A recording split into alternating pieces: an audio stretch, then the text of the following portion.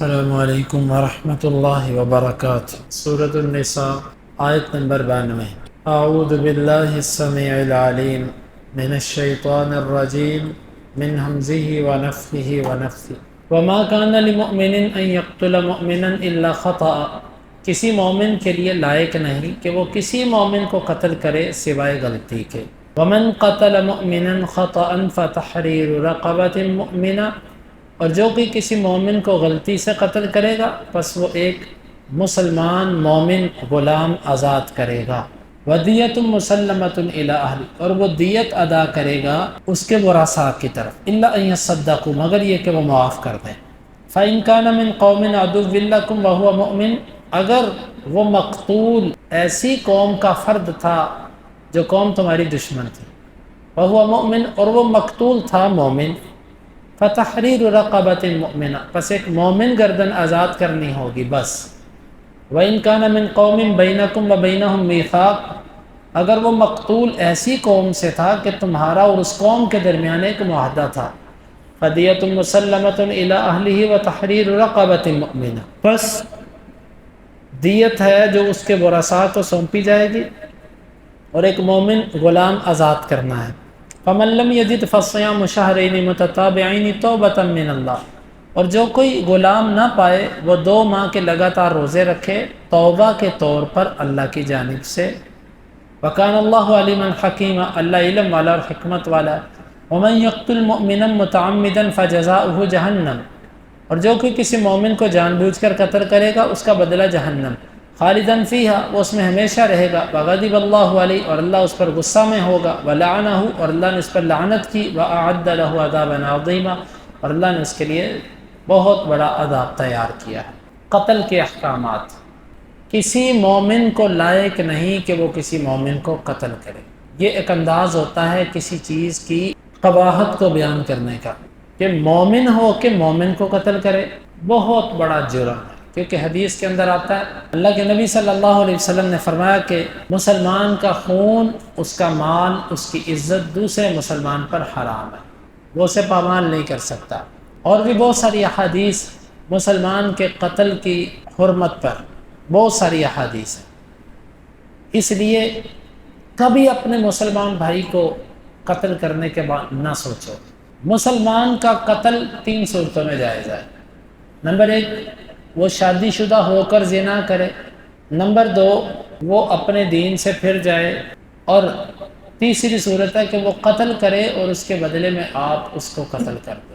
3 صورتوں کے علاوہ کسی مسلمان کا قتل جائز نہیں ہے۔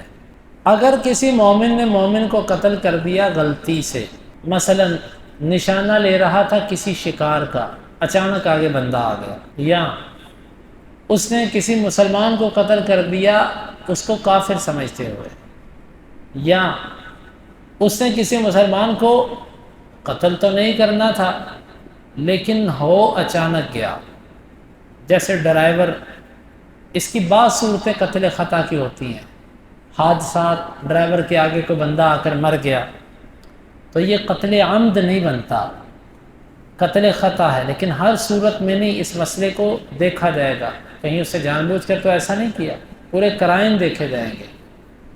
اور اسی طرح بعض دفعہ یہ ہوتا ہے کہ بندہ قتل نہیں کرنا چاہتا، کچھ ایسا عمل کیا کہ بندہ مر گیا، مثلا کسی بندے نے کسی بندے کو مکہ مارا، اتنے سے بندہ مر گیا، ایسے واقعات ہم نے سنے ہیں۔ مکے سے بندہ تھوڑی مرتا ہے، یہ قتل خطا کہلاتا ہے۔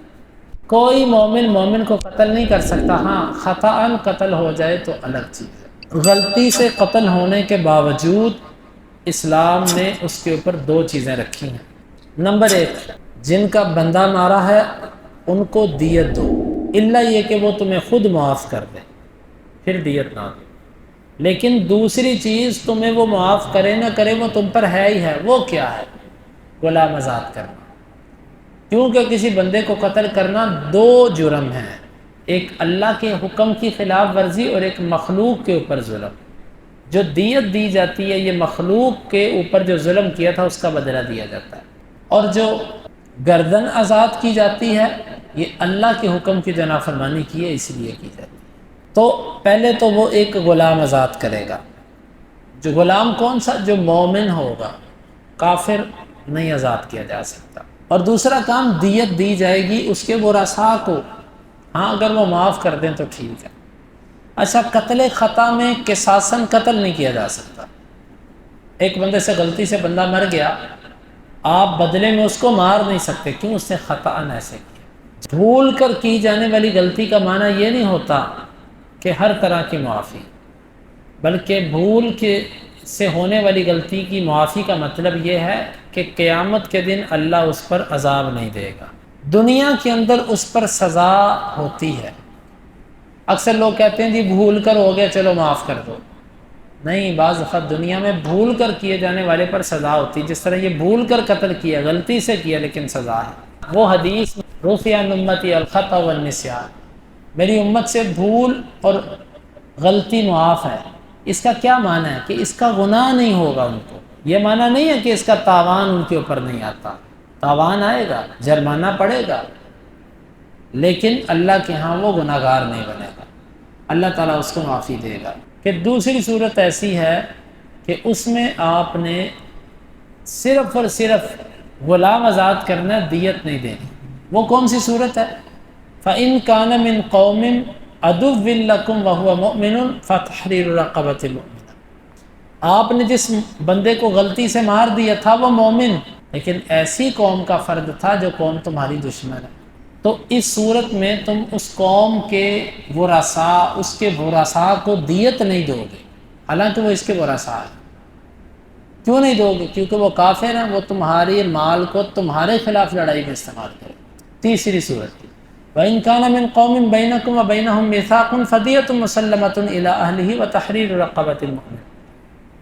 اگر تھا تو وہ کافر قوم کا فرد تھا، مومن، لیکن اس کی قوم ساری کافر تھی، لیکن ایسی کافر کہ تمہارا اور ان کا آپس میں معاہدہ اور صلح بندی ہے، تو اس صورت کے اندر بھی تم دیت دو گے، کیونکہ یہاں پر خطرہ نہیں ہے کہ وہ تمہارے خلاف استعمال کریں گے۔ یہ تین صورتیں بیان کی اس کی۔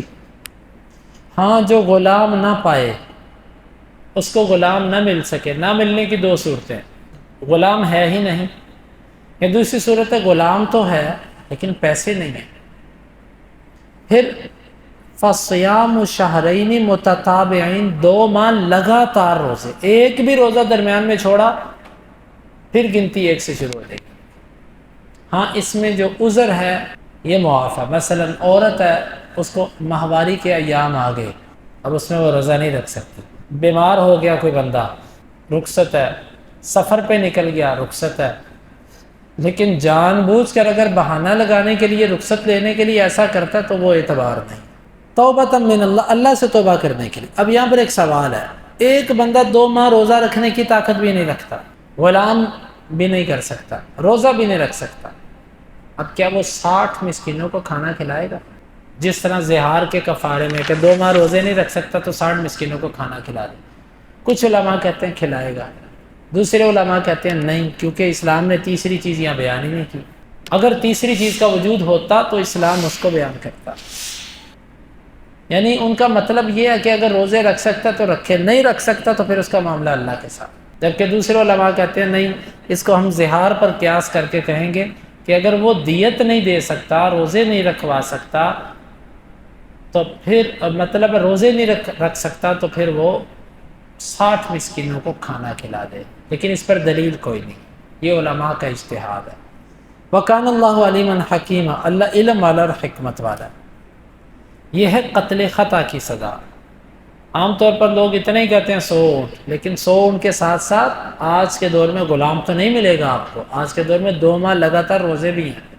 وَمَن يَقْتُلْ مُؤْمِنًا، اچھا، اس آیت مبارکہ کا شان نزول جو بیان کیا جاتا ہے نا، عیاش رضی اللہ عنہ، یہ ابو جہل کے بھائی تھے، سگے نہیں، ماں کی طرف سے۔ تو جب یہ مسلمان ہوئے تو جو ابو جہل تھا نا، وہ ان کو بڑا مارا کرتا تھا، اور اسی طرح ایک حارث تھا، وہ بھی ان کو مارا کرتا تھا ابو جہل کے ساتھ۔ اتفاق ایسا ہوا کہ حارث مسلمان ہو گیا، اس عیاش کو پتہ نہ چلا، جو ابو جہل کا بھائی تھا، اس کو نہ پتہ چلا، لیکن اس کے دل میں تھا میں اس سے بدلہ لوں گا۔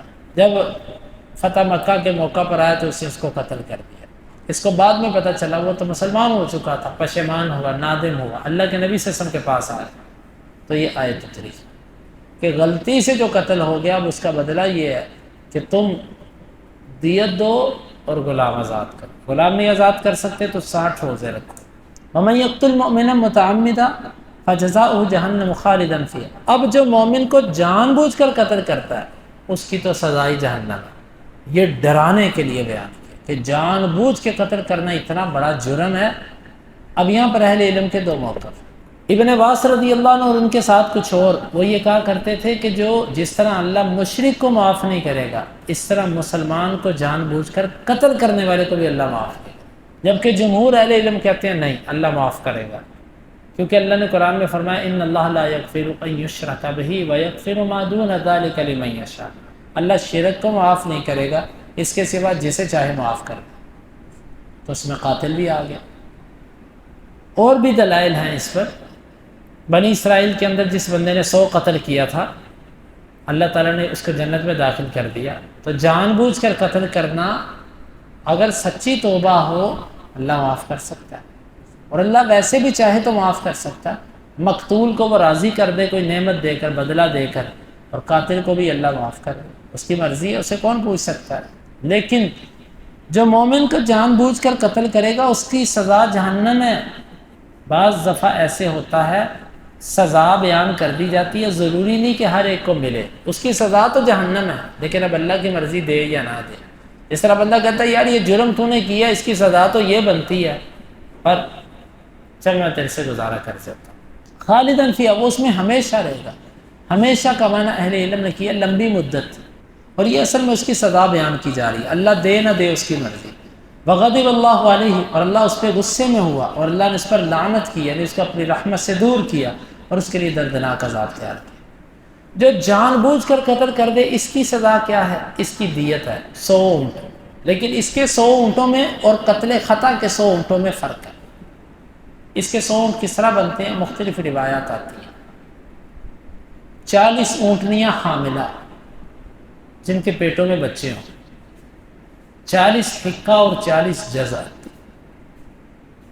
30 حقے اور 30 جزے. اس اعتبار سے حقہ اور جزع یہ 5 سالہ اور 6 سالہ اونٹ ہوتا ہے، اور اس کی عمر ٹھیک ٹھاک اس کی قیمت ہوتی ہے.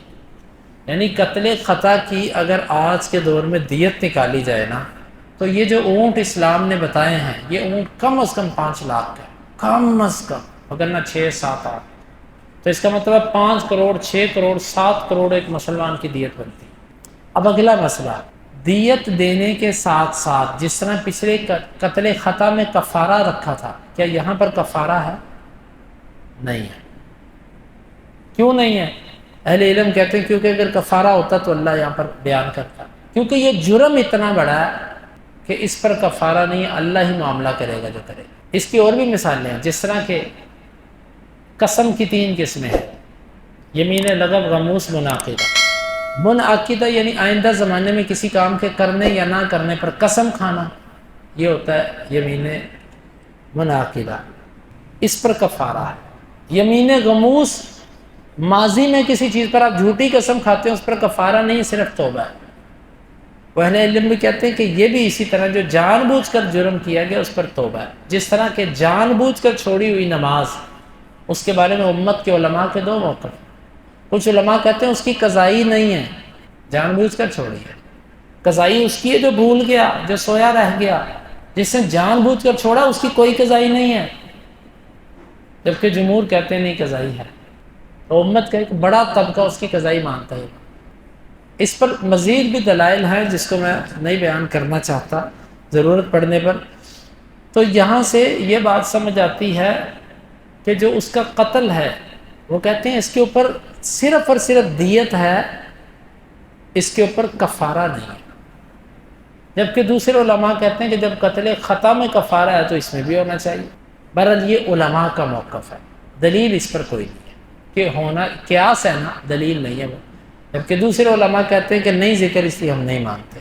تو یہ اللہ تعالیٰ نے فرمایا وَكَانَ اللَّهُ عَلِيمًا حَكِيمًا وَأَعَدَّ لَهُ عَذَابًا عَظِيمًا، اور اللہ نے اس کے لیے بہت بڑا عذاب تیار کیا.